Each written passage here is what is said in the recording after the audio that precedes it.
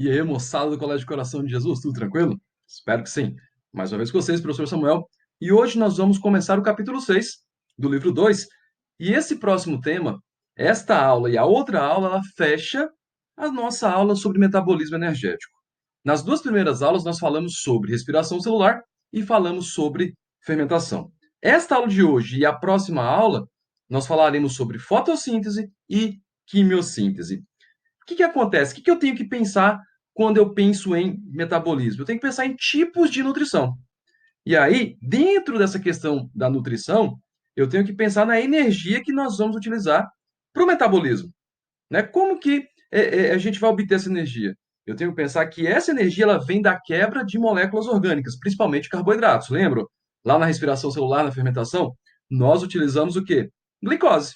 Então, a partir da quebra da glicose, você tem então a produção de energia. E essa energia, ela vai então manter todo o metabolismo celular em funcionamento.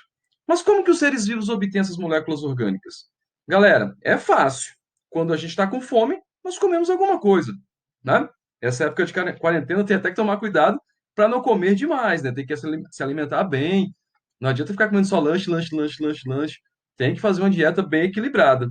No caso dos animais, então, o grupo do qual nós fazemos parte, nós obtemos esses alimentos, a energia vem, essas moléculas que nós vamos quebrar, vêm da alimentação. Ou seja, nós assimilamos essas moléculas orgânicas a partir da nossa alimentação. Então, toda e qualquer coisa que eu como, eu vou ter ali aqueles ingredientes necessários para o nosso metabolismo. Lembra? Aminoácidos, carboidratos, no caso a glicose, né? Nós vamos ter ácidos graxos, vamos ter vitaminas, sais, nucleotídeos, enfim. Tudo aquilo que o meu organismo precisa para se manter, a gente obtém a partir da alimentação. No caso das plantas, as plantas têm a característica que elas conseguem sintetizar essas moléculas orgânicas, ou seja, a planta ela faz parte de um grupo que consegue converter energia luminosa, no caso energia solar, em energia química. Ou seja, a planta tem a capacidade de produzir seu próprio alimento. E diante disso, então, nós temos dois tipos de classificação quando se diz assim, tipos de nutrição. O primeiro é a nutrição autótrofa, ou seja, falou de auto, galera, olha só, auto, né? Autômato, automático, ou seja, nutrição autótrofa é aquela que ocorre com a galera que produz seu próprio alimento. Ou seja, a galera que consegue sintetizar suas moléculas orgânicas, que é o caso de quem? De plantas, de algas, de cianobactérias, ou seja, é a galera que faz fotossíntese ou quimiossíntese. Na aula de hoje nós falaremos sobre fotossíntese. Na próxima aula nós falaremos de quimiossíntese, que são dois processos diferentes, porém o intuito é o mesmo. Eles vão produzir suas próprias moléculas orgânicas. Agora, o restante dos organismos, aqueles que não conseguem produzir seu próprio alimento, eles são chamados de heterotróficos, ou seja, eles têm a nutrição chamada de heterótrofa. Nós, né, seres humanos, devido a estarmos no reino animal, nós temos esse tipo de nutrição, que é a nutrição heterótrofa. Ou seja, nós precisamos de fontes externas de alimento, nós não conseguimos produzir nosso próprio alimento. E aí o que acontece? Já vamos entrar então nesse processo chamado de fotossíntese. A fotossíntese, assim como a respiração celular, assim como a fermentação, é um processo que envolve uma cadeia de reações. Só que lá naquele caso, lá da respiração e da fermentação, o intuito era quebrar a glicose e produzir energia. O intuito da fotossíntese, da quimiossíntese, é pegar a energia luminosa e transformar em energia química. Ou seja, eles vão pegar essa energia e vão produzir seu próprio alimento. E aí elas usam o alimento para produzir, então, a sua energia para manter o seu metabolismo. Então, uma planta, ela não faz só fotossíntese. A planta faz fotossíntese e a planta também faz respiração celular. Ela faz os dois processos. Só os animais que fazem o quê? Um dos exemplos, né? Só os animais que fazem apenas respiração celular. Nos procariontes, eu tenho que pensar nas bactérias, né? Essas reações acontecem ali no citosol, né? No citoplasma, dentro, entre a membrana plasmática, e nos organismos eucariontes, que é aquela galera que tem a carioteca, que tem o núcleo, e por conta disso tem várias organelas, elas ocorrem em uma organela chamada de cloroplasto. Deixar bem claro, Cloroplasto, quem que vai apresentar? Algas e plantas. E aí o que que acontece? Essa luz, então, absorvida por esses organismos fotossintetizantes, eles vão utilizar essa energia luminosa, né, para converter o gás carbônico e a água em carboidratos, principalmente a glicose. Então, essa aqui é a fórmula resumida da fotossíntese. 6 moléculas de gás carbônico, 6 moléculas de água, mais a energia luminosa, vai produzir o quê? Uma glicose, lembra? C6H12O6, uma hexose. Por que hexose, professor? Galera, tem 6 carbonos. Nós vamos falar hoje de uma pentose. Pentose tem 5 carbonos. E também produz 6 moléculas de oxigênio. A contribuição da fotossíntese para o nosso ambiente, nós só estamos aqui hoje por causa do oxigênio. E qual o processo que bombardeou o ambiente com oxigênio? Foi a fotossíntese, principalmente feita pelas cianobactérias e pelas algas nos oceanos. Beleza, galera? Então, vamos entender. E aí, dentro dos cloroplastos, deixa eu voltar aqui para a minha posição normal rapidinho. Dentro dos cloroplastos, nós temos um pigmento responsável por esse processo, que é a clorofila. A clorofila, ela, inclusive, é que dá a cor verde às plantas, é ela que consegue, então, captar energia luminosa, é ela que consegue absorver energia luminosa. Sem clorofila, a planta não consegue fazer fotossíntese, a alga não consegue fazer fotossíntese.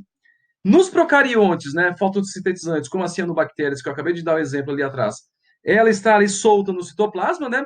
E a fotossíntese ocorre ali nos procariontes em dobras da membrana plasmática. A membrana plasmática é cheia de dobras. Então a clorofila fica bem próxima assim do meio, quase externamente, porque ela tem que ficar próxima da onde tem energia luminosa disponível. Não pode ficar lá no meio da célula essa clorofila. Então, em uma bactéria, a clorofila fica quase que na membrana plasmática, quase que saindo para fora da célula, justamente para facilitar o quê? A absorção dessa energia luminosa. E nos eucariotes, a fotossíntese ocorre nas dobras dos cloroplastos chamados de tilacoides. Agora eu vou mostrar uma imagem para vocês para perceber onde que ocorre esse processo. E aí, dentro dos tilacoides, é onde eu tenho as moléculas de clorofila, ou seja, é justamente nessa estrutura que vai captar, que vai absorver essa energia luminosa e a partir daí vai rolar o processo então de fotossíntese. Essa é a imagem de um cloroplasto. Vocês podem perceber que ele tem duas membranas, uma mais externa ali que está em verde, uma mais interna que está numa cor assim meio alaranjada. E aí você tem os tilacoides. Esses tilacoides eles parecem moedas empilhadas e o conjunto dessas moedas chama-se grano. Ou seja, cada um desses granos aqui, eles são ricos em clorofila. Ou seja, é aqui que ocorre a captação do quê? Da energia luminosa. E o interior do cloroplasto ali, sem ser os tilacoides, né? O espaço entre os tilacoides, ele é chamado de estroma. Nós vamos entender agora a importância disso, porque a fotossíntese tem duas fases. Uma ocorre nos tilacoides e a outra ocorre no estroma. E aí, além da clorofila, nós temos várias enzimas, outras substâncias que ficam ali dispersas no estroma. O estroma ali tem um fluido que vai preencher o interior dos cloroplastos. E ali dentro é interessante saber também que no estroma tem DNA e ribossomos.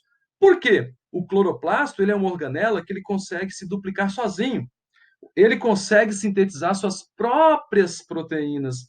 Né? Lembra da função dos ribossomos? Os ribossomos têm a função de síntese de proteína.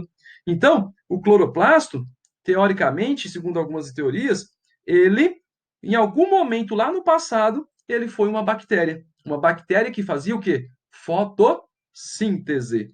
Beleza, galera? Então, bola para frente. A clorofila, então, é classificada em 3 tipos, A, B e C. Só que a clorofila A é o mais abundante entre plantas, algas e as cianobactérias. Outros pigmentos são carotenoide, que é muito comum, cenoura, tomate, beterraba, essas frutas mais vermelhas, alaranjadas, amarelas, são ricas em carotenos, né? O carotenoide, lembra? Ele é um lipídio. E também tem a ficobilina, que é um pigmento avermelhado muito comum nas algas vermelhas. Só que além desses pigmentos, elas também têm ali a clorofila A dentro da sua composição. Beleza? Olha só. E aí, na membrana do cloroplasto, o que eu tenho? Imagina, hoje em dia está bem comum o pessoal colocar aquelas placas solares para captar energia luminosa para poder gerar eletricidade. Os cloroplastos têm uma estrutura bem semelhante. Tem uma rede de pigmentos entrelaçado, que é um complexo antena. Então, o complexo antena ele é responsável por captar o quê? A energia, ele vai absorver energia de parte do espectro luminoso, porque a planta só consegue captar em determinados comprimentos de onda. O professor de física com certeza já deve ter explicado para vocês, senão ele vai falar ainda sobre isso, a questão dos comprimentos de ondas que existem. Então, a planta consegue captar só um determinado comprimento de onda. E aí eles captam essa energia e transferem para um centro de reação. O centro de reação é o cara que vai dar o start. Para quê? Para justamente começar o processo de fotossíntese. Então, lá no centro de reação, que é rico em clorofila A clorofila A vai ser excitada, e aí, como toda e qualquer molécula, se ela sofre um excitamento, né, vai ficar excitada, ela vai liberar elétrons, então os elétrons vão ser transferidos para um aceptor. Professor, o que é um aceptor? Aceptor é quem recebe, galera. Então ele vai receber esses elétrons, e como esses elétrons estão carregados, é como se eles dessem o start, então, para uma cadeia de transporte de elétrons. Para onde que eu vou jogar esses elétrons? Né? Como eu tenho duas fases na fotossíntese, essa parte do centro de reação desse complexo antena ocorre na fase clara. Agora nós vamos falar sobre isso. E aí esses elétrons vão ser jogados lá para a fase escura, lá para a produção de glicose propriamente dito. E aí esse conjunto do complexo, do centro de reação e por esses aceptores, né, por quem recebe os elétrons, é chamado de fotossistema. Olha o nome, fotossistema. É um sistema relacionado à luminosidade. Tem dois tipos. O fotossistema 1, também conhecido como P700, no qual os pigmentos ali, a clorofila desse fotossistema, ele consegue absorver bem a luz no comprimento de onda de até 700 nanômetros. Né? O que eu quero que vocês façam? Pesquisem aí, né, na internet, aquela faixa de comprimentos de onda. E aí eu quero que vocês identifiquem onde que está esses 700 nanômetros. Qual que é a coloração que eu tenho ali nesses 700 nanômetros? O fotossistema 2, também conhecido como P680, é a mesma coisa que lá o fotossistema 1, só que nesse caso ele consegue o quê? O pico de absorção é até 680 nanômetros. Da mesma forma, eu quero que vocês pesquisem e identifiquem os dois comprimentos de onda. E aí vocês vão escrever ali, ó, aqui fotossistema 1 e aqui o fotossistema 2. Eu posso cobrar isso em uma prova, então fiquem atentos, beleza? Olha só. E aí eu tenho, então, etapas. A cadeia de reação, a cadeia de reações que ocorre ali, que vão justamente pegar a energia luminosa, vão captar a energia do Sol e vão converter a energia química, é dividida em duas etapas.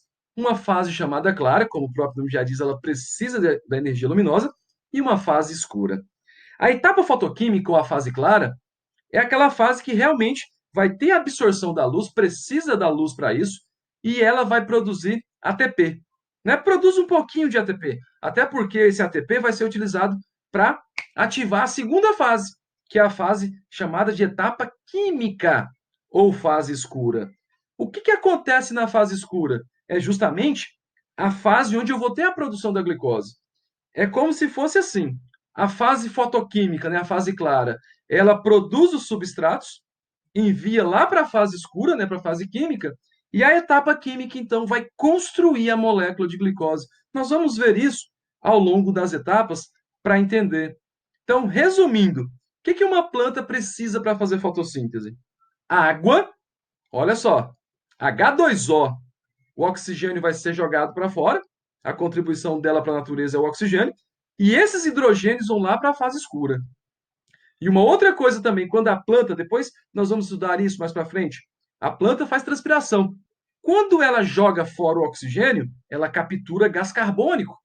E aí, quando ela captura gás carbônico, esse CO2 ele vai lá para a fase escura. Olha só, galera, CO2 mais os hidrogênios, um monte deles ali. Como é mesmo a molécula de glicose? C6H12O6. Então, o CO2 mais os hidrogênios, eles vão se misturar ali para formar, então, a nossa molécula de glicose, a nossa molécula que vai poder gerar energia para vários organismos ao longo aí dos ecossistemas. E aí vamos falar, então, da etapa fotoquímica. Né? Qual que é a função dela? É justamente sintetizar ATP e NADPH. O que é ATP? Adenosina trifosfato, energia. Essa energia, então, vai ativar o que? A fase escura. O NADP, olha só o que vai acontecer nessa fase também. Agora eu vou falar sobre isso. Né? O NADP ele transporta quem? Hidrogênios. Então ele vai levar esse hidrogênio lá para a fase escura, lá para a fase química da fotossíntese. Tanto o ATP quanto o NADPH, né? O NADPH, galera, é só um transportador, é uma enzima que transporta. O que ela transporta? Hidrogênio. Eles são produzidos por um processo chamado de fotofosforilação. Ele pode ter um fluxo cíclico, quando ocorre só o fotossistema 1, ou acíclico, né, que ele vai usar tanto 1 quanto 2 de elétrons, ou seja, você vai ter um ciclo ali de transporte. Qual que é a função do fotossistema, resumido assim? A função dele é captar energia luminosa e aí transportar, ativar ali o complexo de transporte de elétrons. Por quê? Porque esses elétrons vão lá para a fase escura, justamente para poder o quê? Produzir a glicose propriamente dita. Né?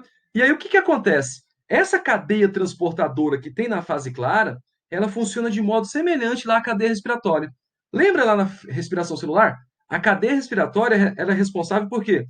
Por fazer com que os elétrons caminhassem em uma cadeia e aí no final ele produziria água e aí isso excitaria também ali a mitocôndria para produzir muitas moléculas de ATP. E aí o que acontece? Quando eles movimentam, então, dentro ali da fase clara, né, bem lá nos tilacoides, lembra disso? Ocorre nos tilacoides a fase clara, nas moedinhas, na pilha de moeda, onde eu tenho a clorofila. Esses íons de hidrogênio, como vai começar a carregar ali, ele ativa a ATP sintase. O que é a ATP sintase? É uma enzima responsável pela produção de adenosina trifosfato. Lembra que eu disse? A etapa fotoquímica, a função principal dela é justamente gerar ATP. Esse ATP ele vai ativar lá o início da fase escura e também produzir íons de hidrogênio para poder juntar com o CO2 e aí o que? Montar a molécula de glicose. E aí, olha só que interessante. Prestem bastante atenção. É nessa etapa, com a presença da luz, que eu vou ter a quebra da molécula de água. É chamado de fotólise.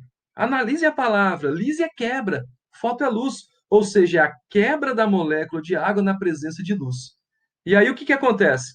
O oxigênio, então, vai ser liberado para o ambiente e esses hidrogênios vão para onde? Lá para a fase escura. Lembrem bem disso aí. Galera, essa imagem tem na apostila de vocês e ela explica detalhadamente tudo o que acontece, então, ali na. Perdão. Tudo o que acontece ali, ó, na região do quê? Dos fotossistemas, dos tilacoides, então ali da ATP sintase. O que eu quero que vocês façam? Logo acima dessa imagem aí, você tem 7 etapas. Eu quero que vocês leiam uma por uma, né? E veja, acompanhe. Quer ver um exemplo? Pega o número 1 aqui, ó. A luz está entrando aonde? No fotossistema 2, o PS 680. O que acontece nele? Ele está absorvendo energia luminosa. Da mesma forma, lá, ó, outro número 1 é o P700. Ele também está absorvendo.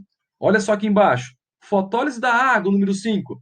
Ou seja, a água vem e é quebrada em hidrogênios e oxigênio. O oxigênio vai para fora e esses hidrogênios vão ser transportados, né, para onde? Olha só o que acontece aqui, ó. O que eu estou vendo aqui, gente? Eu tô vendo a membrana plasmática, galera. Então esses fotossistemas ficam onde? Eles ficam na membrana plasmática ali. Eles vão jogar essas estruturas todas ali para dentro do estroma do cloroplasto. Beleza? Eu quero então que vocês façam isso. Leiam item por item, com calma, né? Eu não posso falar sobre todos eles, porque senão ela vai ficar muito longa e muito cansativa. Então, o que eu quero que vocês façam? Eu quero que vocês façam um resumo dessa etapa fotoquímica. Eu vou até anotar aqui, ó. Resumo. Hoje, né? Posso cobrar isso aí, tanto em um simulado, em uma prova, quanto em um mapa mental depois, quando voltarmos às nossas atividades normais. Beleza? E aí, tudo que é produzido na fase clara, ou seja, o ATP, o NADP, né, o transportador de hidrogênio, eles vão ser utilizados para quê? Para sintetizar os açúcares simples. Nesse caso, o que é um açúcar simples? Gente, é um monossacarídeo. É uma glicose, é uma frutose. E aí, o que que eu tenho? Eu tenho um conjunto de reações cíclicas, é como se eu tivesse ali uma engrenagem que fica sempre girando e sempre montando o quê? Moléculas de glicose. E aí, o que que acontece? É justamente aí que vai entrar o gás carbônico. É aí que vai entrar o CO2. Esse CO2 vai ser utilizado para quê? Para montar as moléculas de carboidratos. Esse ciclo tem um nome de ciclo de Calvin-Benson, porque foram os dois pesquisadores que identificaram esse processo. É também chamado de ciclo das pentoses, porque o gás carbônico ele vai reagir com um açúcar que tem 5 carbonos, né, com uma pentose. E aí o que, que acontece? O gás carbônico chega, ele vai entrar nessa engrenagem e ele se combina com uma pentose. O nome do açúcar é RUBP, ribulose 1,5-bifosfato. Não precisa decorar esse nome, pelo amor de Deus. Eu quero que vocês entendam que o gás carbônico se combina com uma pentose. Isso permite, então, a fixação do carbono, não do gás carbônico, né? A fixação do carbono. O oxigênio vai acabar se juntando ali ao carbono e ao hidrogênio na montagem da glicose. E aí tem uma enzima que vai catalisar esse processo, que é a rubisco, né? É uma questão bem comum de Enem.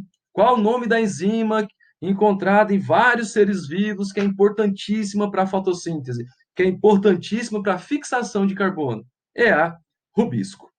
E aí o que que acontece? Nessa engrenagem, então, né, segue só ver o desenhozinho da apostila que vocês vão ver bem como que parece uma engrenagem. Ele entra e aí ele vai produzir duas moléculas de PGAL, que é o gliceraldeído 3-fosfato. O que é esse PGAL? Ele é um carboidrato com 3 carbonos. Olha só, um carboidrato com 3 carbonos. Se eu tenho um carboidrato com 3 e depois eu junto com outro carboidrato com 3 carbonos, 3 mais 3 são 6. Como que é o começo da molécula de glicose? C6, galera. Então, olha só, duas moléculas de pigal, o que que acontece? Ela vai, então, se juntar, e quando ela se junta, ela libera a ribulose e o 5-fosfato, fazendo com que o ciclo continue. Ele vai produzir mais açúcares, e esses açúcares, então, vão ser utilizados tanto pelos autótrofos quanto pelos heterótrofos. Para quê? Para a produção de adenosina trifosfato. Olha que bacana esse ciclo. Lembra que eu disse que é uma engrenagem? Prestem bastante atenção. Então, o que, que vem? Ó? Início do ciclo. Entra CO2 e também pode entrar água. Quando a ribulose se associa com o CO2, esse é o processo chamado de carboxilação. Eu vou produzir, então, 3-fosfoglicerato. E aqui, o que, que entra? O ATP mais o NADP. Olha só. O ATP, então, ele vai gastar uma molécula de ATP para poder reduzir essa molécula no gliceraldeído 3-fosfato. E aí os hidrogênios também vão ser jogados, por quê? Por que que eu já tenho aqui? Eu já tenho muito CO2 e já tenho muito hidrogênio. Está faltando o quê? Né? Perdão, eu já tenho muito CO2, está faltando hidrogênio. Então o NADP ele traz os hidrogênios para montar então a minha molécula de açúcar. E aí, nesse caso aí, a sacarose é bastante encontrada no caldo de cana. O amido, né, batata, feijão, arroz, é bem rico em amido. E aí, depois que ela produz a glicose, ela vai para um processo chamado de regeneração. O que que é isso? Ele vai gastar outra molécula de ATP, né? O ATP, então, perde um fosfato e vira ADP, adenosina difosfato, e aí ele se transforma novamente na ribulose. O que que a ribulose faz? Pega outro CO2 e aí começa o processo mais uma vez. E aí essa última imagem mostra bem as duas etapas, né? A fase clara, a fase escura.